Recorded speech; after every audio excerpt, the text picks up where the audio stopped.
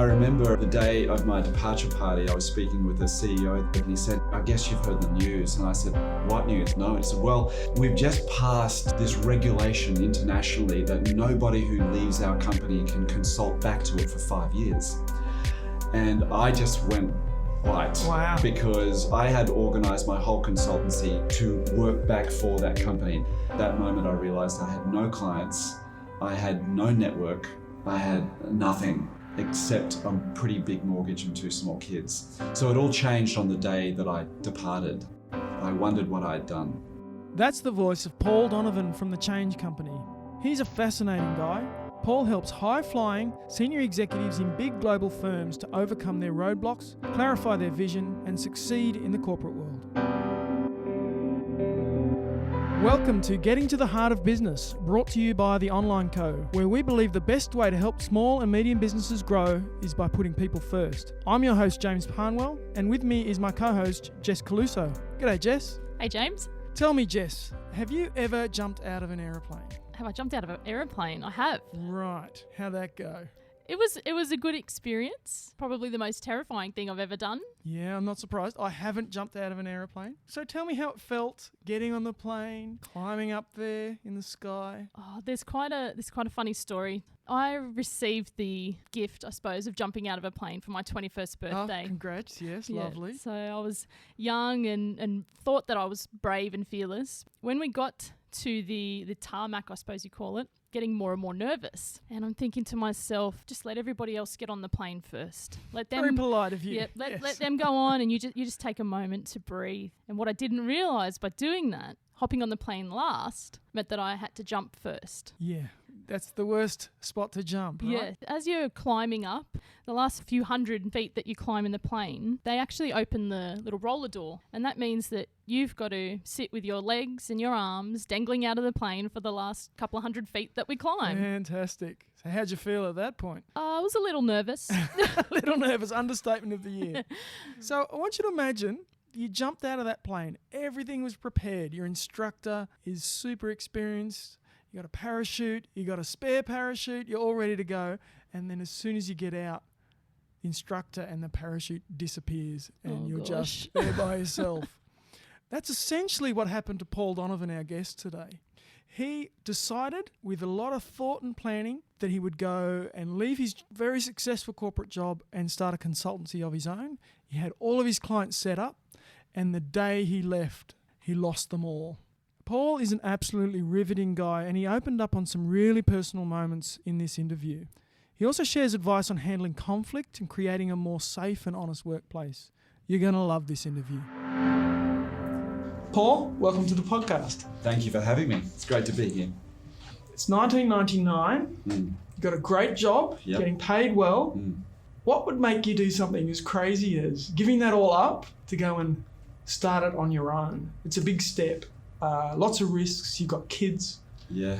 What was going on at the time? I had 2 little kids. They were 2 and 4. And I saw the men who were a little older than me, who had kids a little older. I was the leadership development manager in a very successful, wonderful, big Fortune 500 international organization. In fact, we won the Fortune 500, most of my company, for 7 years in a row. But I noticed that they would get in pretty much in the dark and leave it in the dark. And I realized, I kept looking at this thinking, I cannot do this and be a dad. Not the way I really wanted to be. My number one motivation in starting my own consultancy was to actually be a dad as well as a worker. And I've had this feeling that if I could just charge more per hour, I could work less hours and it would all be all right. I mean, it was not an inspiring vision, really. I didn't want to conquer the world. I just wanted to change the way I was living. It was fine until then. Yes. And then I thought, it's not okay anymore with me to do this. So, and I remember the day of my departure party, I was speaking with the CEO then, and he said, so I guess you've heard the news. And I said, what news? No. He said, well, we've just passed this regulation internationally that nobody who leaves our company can consult back to it for 5 years. And I just went white. Wow. Because I had organized my whole consultancy to work back for that company.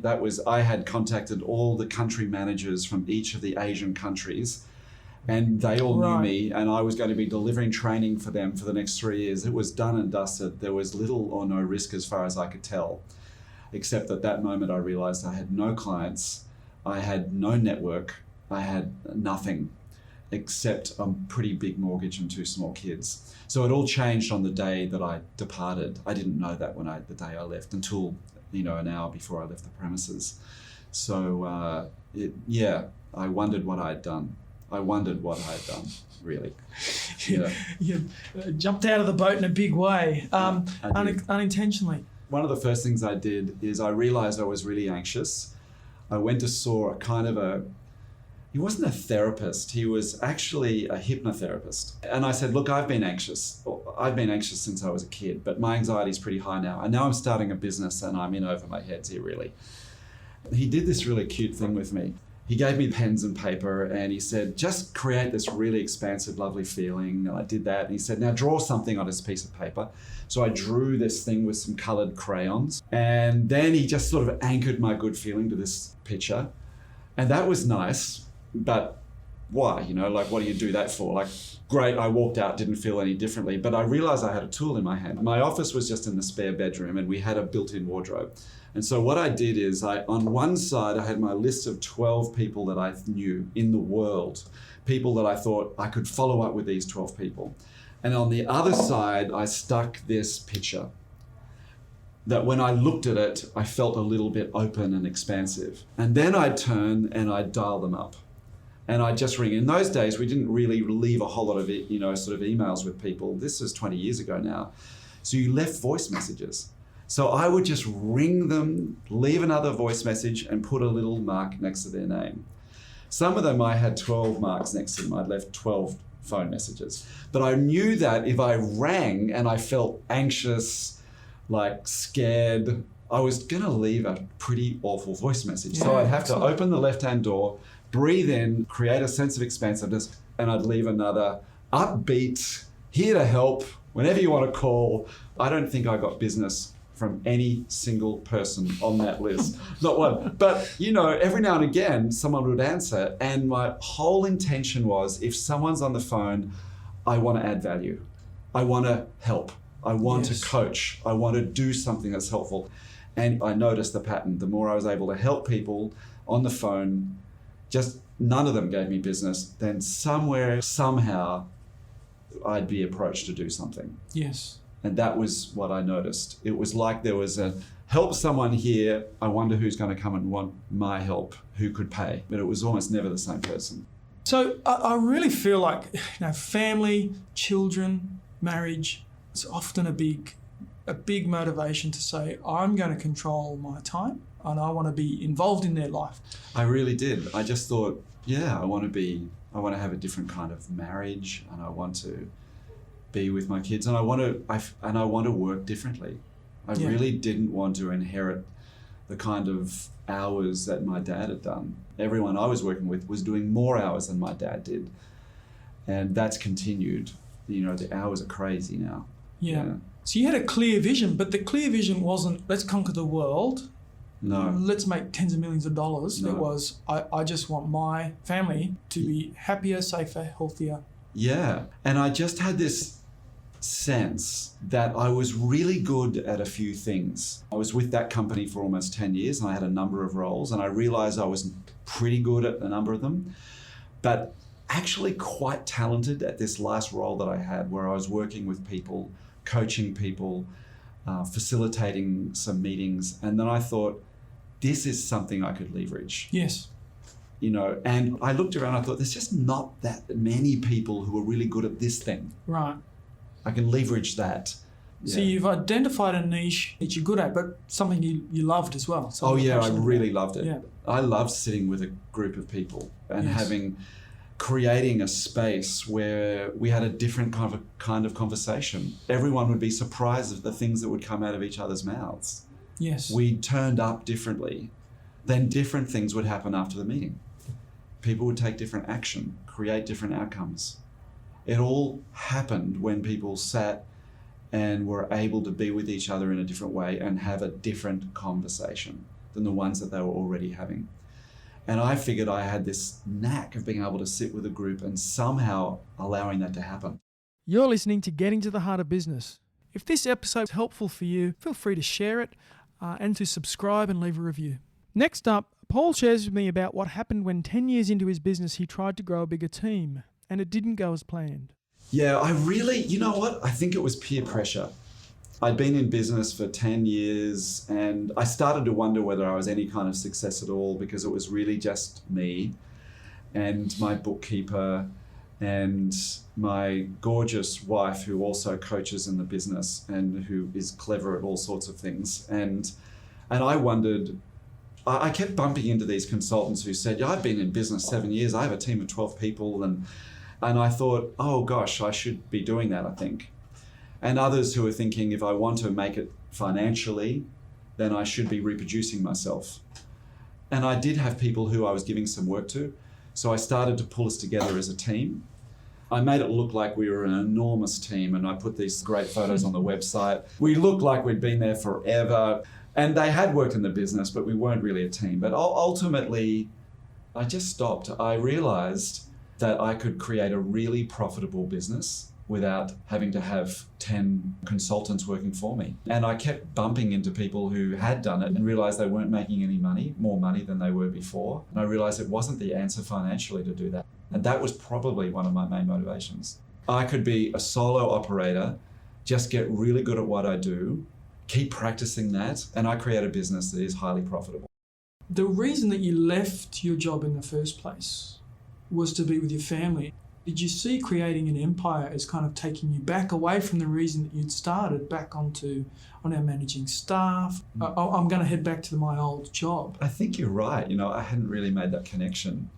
I started to wonder what success was. Yeah.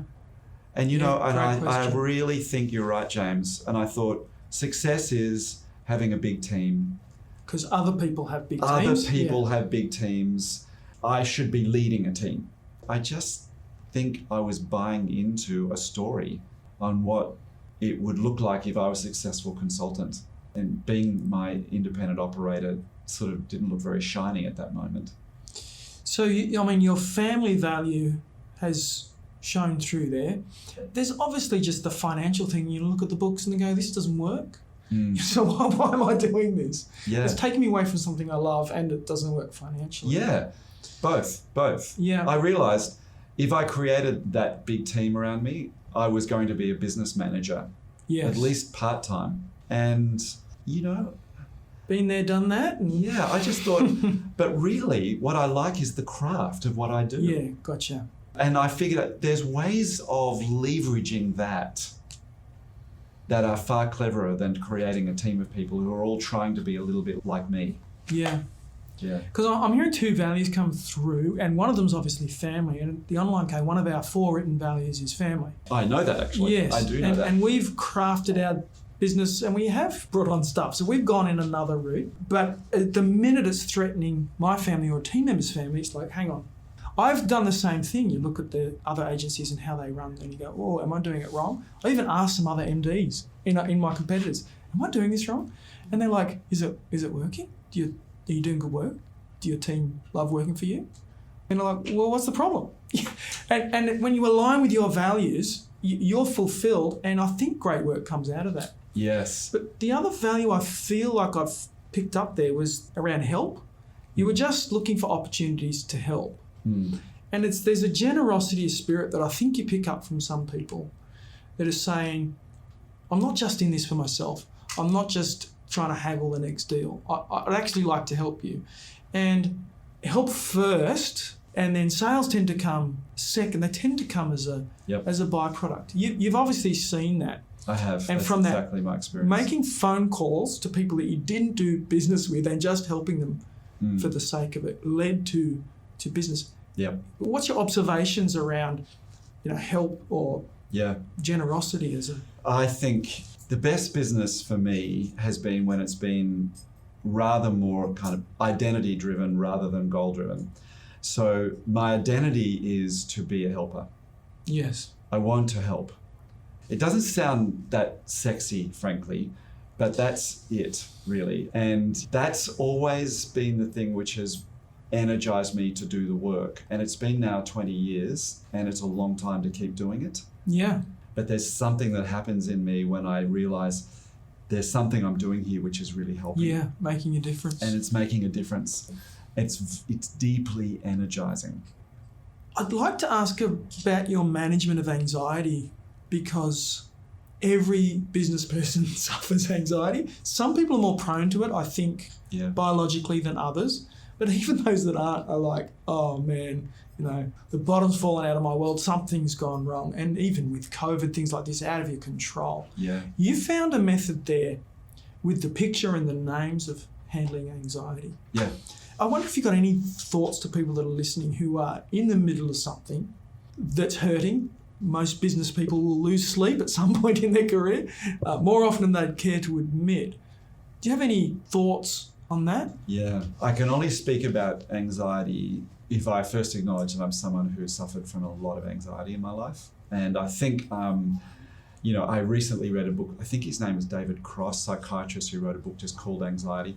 And he is a guy who suffered from it. I think I self-diagnosed myself as someone who has generalized anxiety disorder. So I have been very anxious in my life, chronically anxious. Now, sometimes it gets really high as a peak, but I realize that the anxiety is something I've had to manage all my life. There are some things I'm doing to manage it, but I don't think I'm the most successful person at it. One of the things I suffer is migraines. But I look at my life and I notice that what I'm managing now in my life, there'd be no hope of managing that 10 years ago. Yeah. So my anxiety, my capacity to manage complexity is multiplied. There's no doubt about it. Yeah. My levels of anxiety, I manage them as I go along. Sometimes I think they might be dropping a little bit. Sometimes I might be going up. But I know what I'm managing now is a multiple of what I managed 10 years ago. Yeah. You get stronger, don't you? And I'm really much stronger. Yeah. I meditate. Yeah. I meditate. That's been very helpful. I have a really good marriage. Yes. And I can't tell you what that means to me. I hear you. Yeah. Yeah, it's extraordinary. And I'm married to Maggie, who rings a bell. You see, in my marriage, I'm reminded to have holidays. Yeah. I'm reminded to have breaks. I'm reminded to stop work on weekends. I'm reminded, let's not talk about work anymore. It's really helpful, really helpful. So I've got this voice that just keeps backing me down off the things which can wind me up. There's been periods of time in my life where we'll go to bed at night and she'll rest her head on my chest and she'll say, your heart is racing. Yeah. And that's when I realize, it's been like that all day. Right. It's been like that all day. And I'm going to bed and it's still racing. I wake up early to start work, at 5 or 5:30 to get some things done. And it's like, right, I'm on. But I can say that in regard to anxiety, I don't expect that I'm ever going to be completely rid of it anymore. Sure. But I do have more tools. And is Maggie quite different to you emotionally? Would her emotional okay, so she really sort of sits on the opposite side of the seesaw? Yeah. Balances you out? Of course she knows what anxiety is, but she is not as biologically orientated to feeling anxious. Yeah, so April's the same. She's just really different to me. So I can be up and down and she'll pull me out of the holes that I'm in from time to time. Absolutely. That's Maggie for me. Maggie also was and is a trained naturopath. So she can say, you know what, I don't drink a lot, but she'll say, if you're feeling anxious, don't have that glass of wine. Yeah. Or don't have a second glass, maybe, is what she'd more likely say. Yeah. Or here's some food that would help. Right. What I notice when I finish the workshop and the drop down, I just want to have cakes. Okay. Yeah. Load up on sugar. Yeah. And sometimes and I'm working all day and I'll get to 5 and everyone's left the room and the afternoon tea's still left, So all the corporate gigs have cakes and I'll go up and inhale a couple of croissants, you know what I mean? And I realize what's going on here, and I've learned a lot about noticing those patterns. I'm sugar depleted. I haven't eaten enough during the day. Well, I've learned these mostly from Maggie. Yeah. Managing your physical animal, so to speak, is a big part of managing your mind. Oh, I know how to look after myself. I exercise regularly. I walk a lot. I meditate. I have supplements. You know, if I wasn't doing all those things, there's no way my business would be working well. Absolutely. No way in the world. Yeah. I'd love to ask some questions about your training, your self-development, how you invest in yourself. You've obviously come a long way in the last 21 years. Yeah. Can you expand on your PhD and the different things you've done in the time? Yes, the trainings have been of different kinds. Certainly I did complete a PhD, and that was, you know, in the midst of a busy consultancy. I think I started when our baby was, 4 months old. So it was complex doing that. So it took me 8 years, and most of it was done between 5 and 8 a.m. in the morning. It was a really tough gig. Yeah. But I loved it. And there's practices now that I have that I didn't have before I did that doctorate. But I also do, James, other sorts of things like workshops, like meditation workshops. They're really helpful. Yeah. I've been on what's that Tony Robbins one, Date with Destiny. I did Date with Destiny. I know he's a polarized figure and not everyone likes him and some hate him. But the Date with Destiny program was just a great exercise in 5 days of self-imposed therapy, really. Yeah. It's what it was. And it was really helpful. And, wacky stuff with process work, because I do a lot of training with process work, which is quite an advanced, and, for 20 years I've been going to workshops all over the world, attending how to be in groups that are freaking out and in conflict. Yes. And the other thing I do is I read. Great. Books have changed my life. Yeah.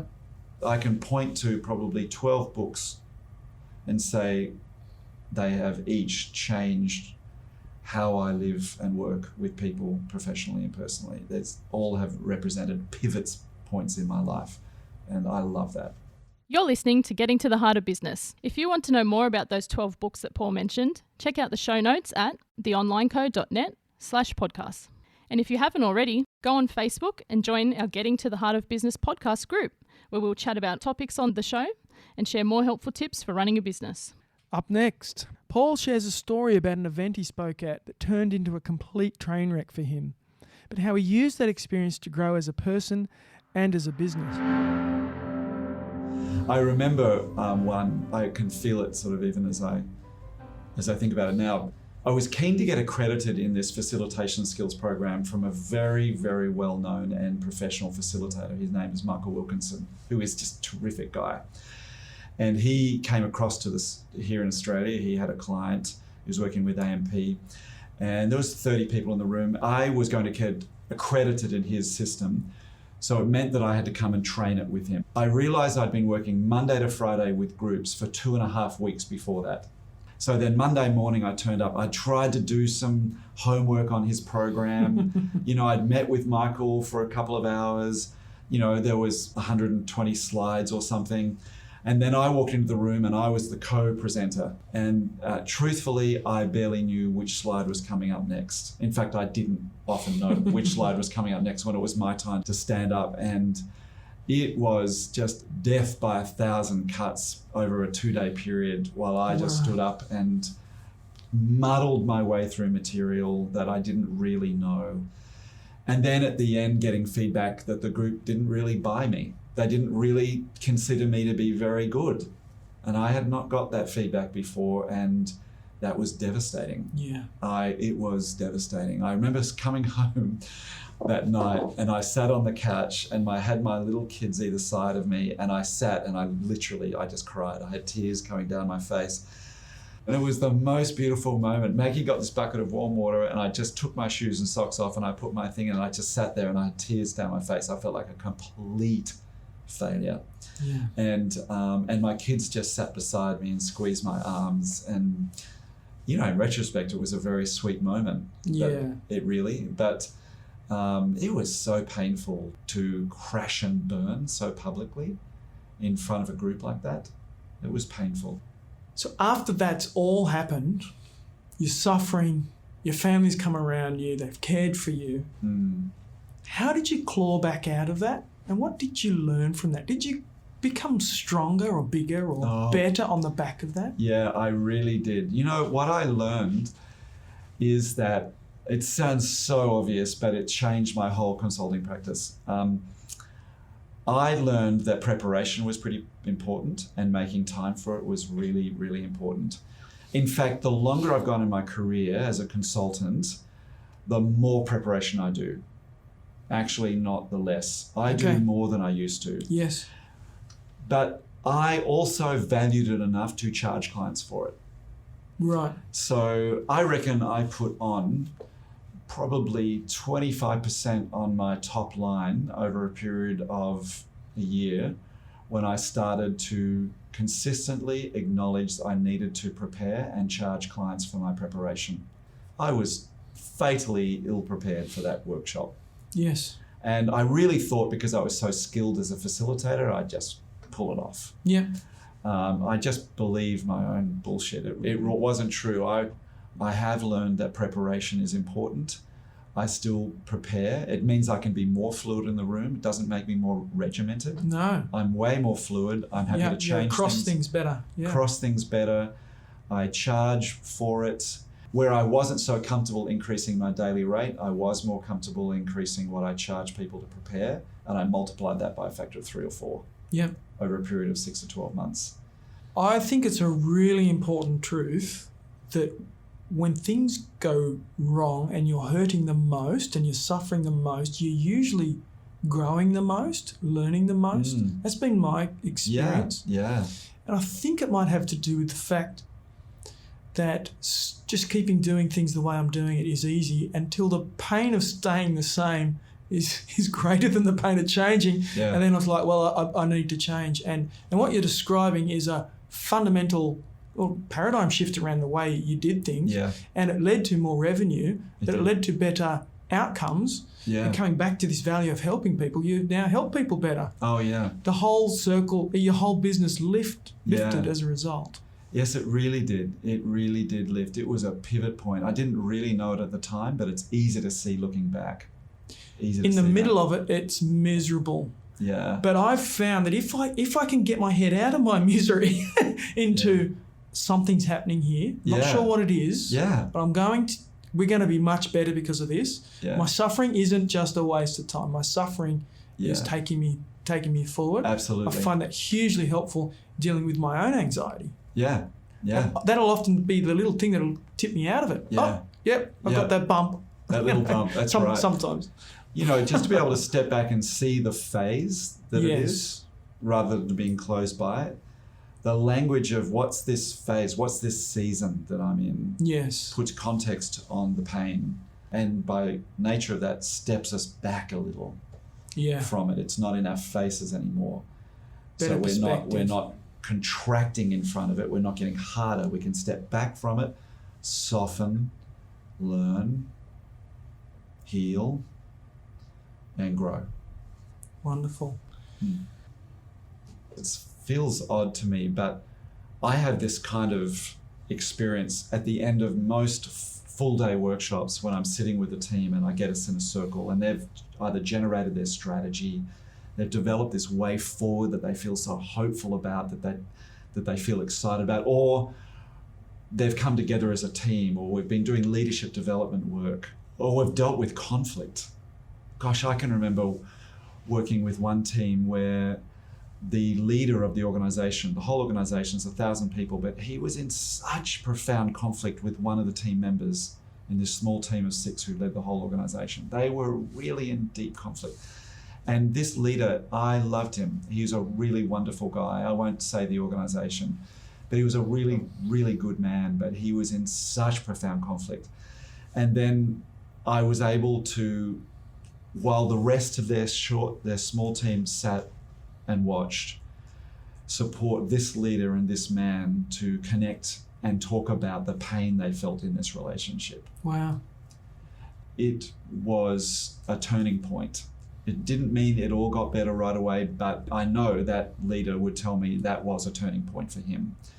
I mean, he made significant shifts in that whole organization when he'd realized and when the nature of that conflict was spoken about. And what I was amazed at was the rest of the team.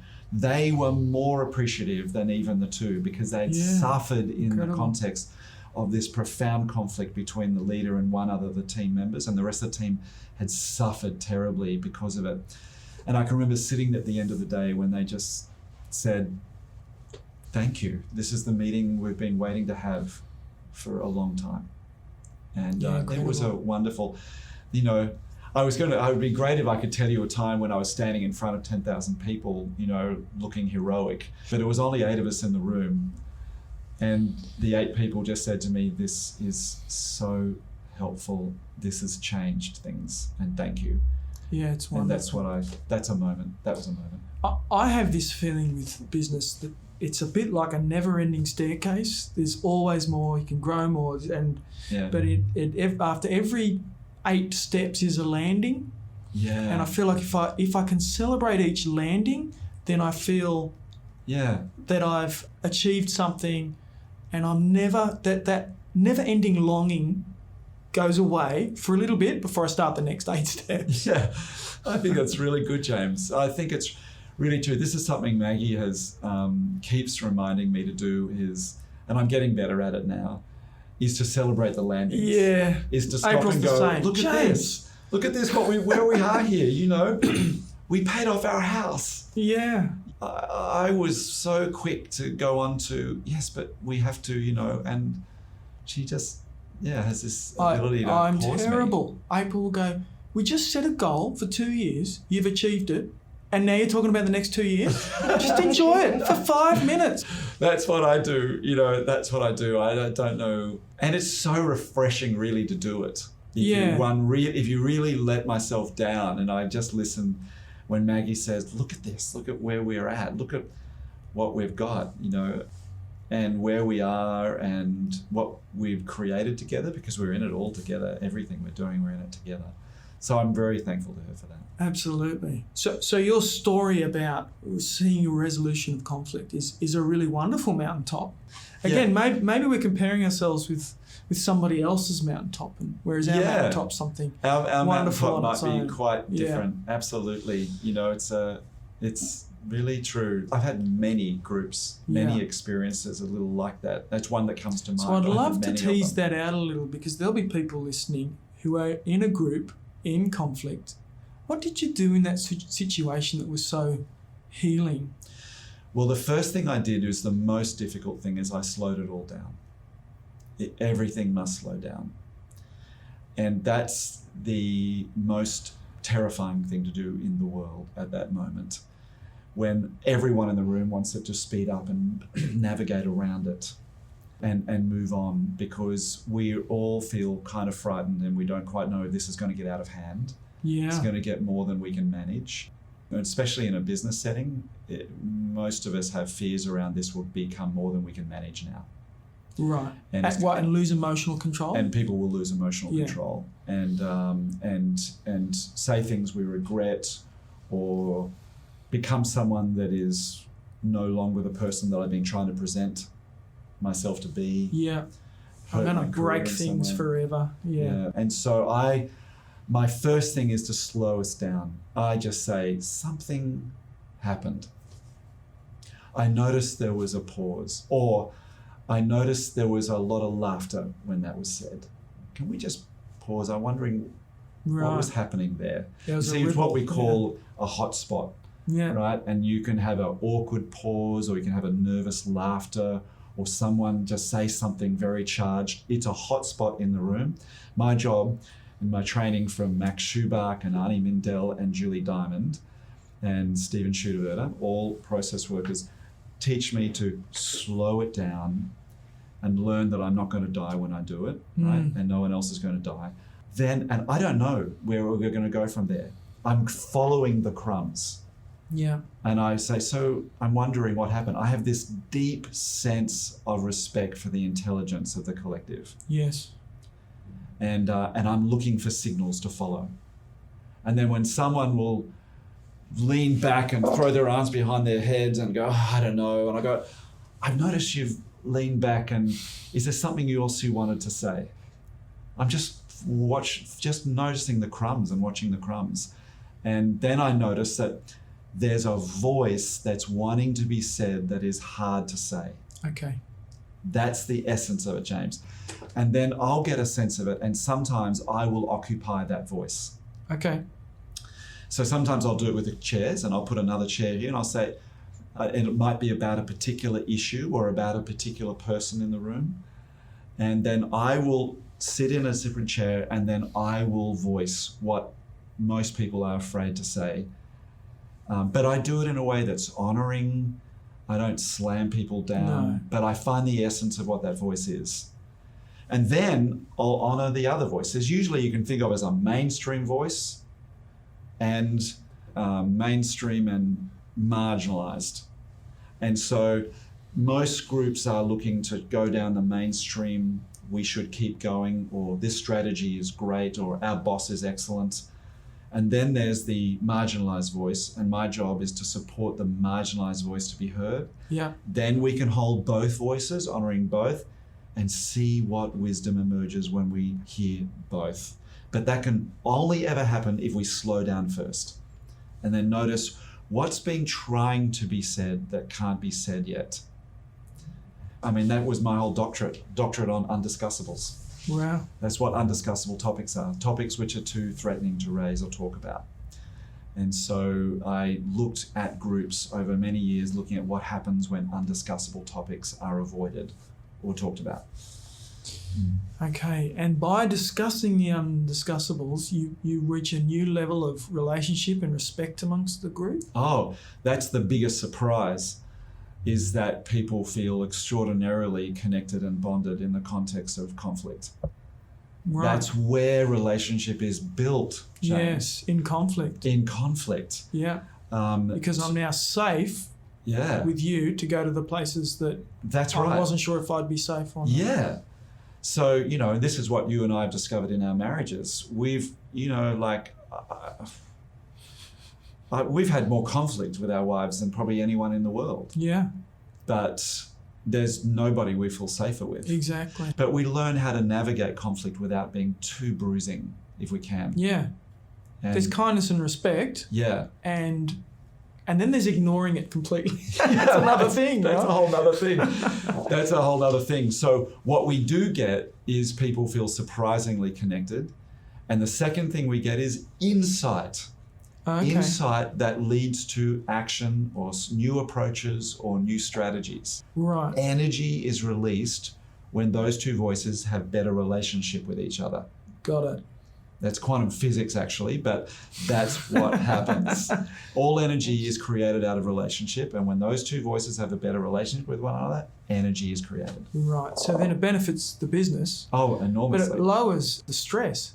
It makes a happier place, a more joyful place. That's the irony of psychological safety. The psychological safe workplaces are not the cozy, we all just love each other and give each other hugs at the end of meetings. Psychologically safe workplaces are the bravest, most challenging workplaces to be in. Things are raised there that are not raised elsewhere. Something deeper. We're just willing to give more voice to the parts of ourselves that we might not give voice to, and therefore more transparency. Most people who I work with don't walk into a meeting trying to be non-transparent. In fact, some version of openness or transparency is in most of their value statements. Yes. But the difficulty is, when it comes down to it, it's a very courageous thing to give voice to some parts of ourselves. That's where I think consultancies can be so helpful. We do not break through all on our own on this. We need help. Yes. We need help. We need help at certain times in our lives. You know. You're the outside voice that sees the hot spot, whereas perhaps they've conditioned themselves not even to see the hot spot anymore. Absolutely. Just navigating around. They've conditioned themselves not to see the hot spot. And in fact, they see it, but they marginalize the hot spot so as to take it to their edge of their awareness and then just keep going. Yeah. And that's the way we do our meetings. I was speaking to a guy yesterday who called me up and said, I just looked at your website and I think you might be able to help us. Something's wrong with our senior team. You know, he was the managing partner. And then he said, but I couldn't get over your website when you talked about undiscussables. He said, oh my gosh, I think we have an executive team with lots of undiscussables. Yeah, but we're magic word. so nice with one another, he said. And and he said, I just listened to your podcast on psychological safety, and that was interesting. And that's when I thought, it was great to put that podcast. And I thought, thank you, the online company, who helped me put that up. I talk to business owners every day about their marketing, and the consistent feedback is that they feel lost in the digital marketing world. Usually, they've got someone to have a go at some SEO, Google Ads or social media, but they often don't know what work is even being done, and they can't see any results. This is where our team and I can help with our digital marketing playbook. Over the past 10 years, we've designed a process to help you achieve your business goals by speaking to the right people at the right time with the right message. We analyse your competitors, create the unique voice you should use in the marketplace, map out your customer's path to purchase, and then create expert search, social media and nurture strategies to attract the right people to your business. This is all underpinned by our belief that the best digital marketing puts people first. If you need help to get your marketing on the straight and narrow, why not drop us a line at TheOnlineCo.net. You can have a quick chat to one of our team to see how we can best support you in growing your business.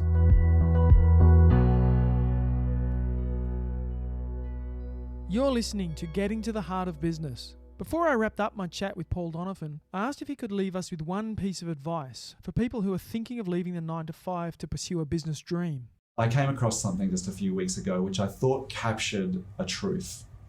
It was 3 concentric circles, and it talked about how to create change. And someone who wants to step away from their 9-to-5 job wants to create change big time. Yeah, big. They want to create change big time. So here's what I'd say.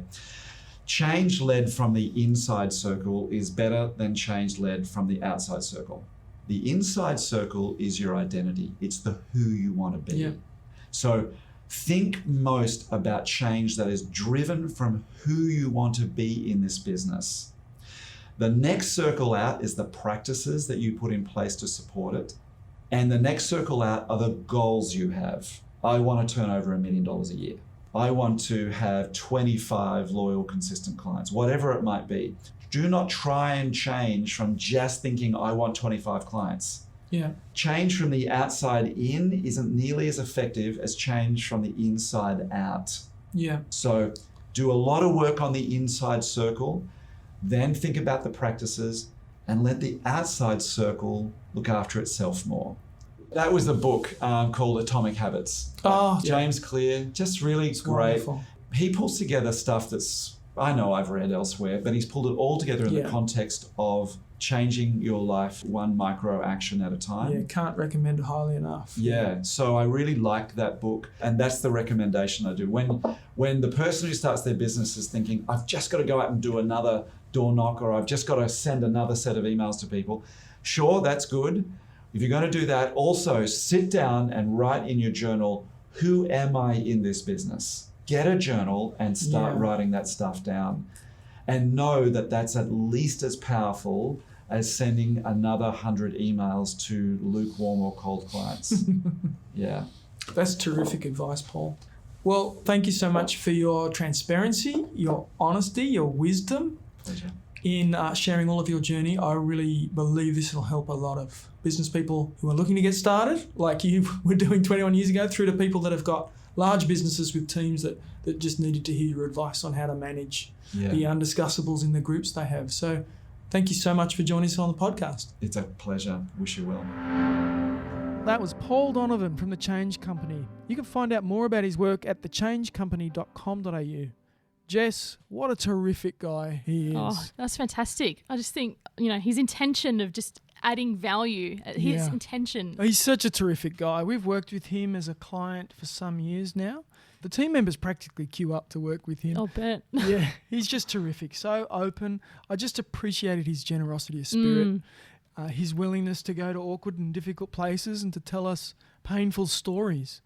He didn't need to do that, but he did, and I really feel like I learned the most from his stories that were difficult, and they're just so inspiring. They are. As a business owner, to hear other business owners that are able to be so vulnerable and share such personal stories, you really feel like somebody else is in your corner. Somebody else is going through it with you. You're not alone. That's it.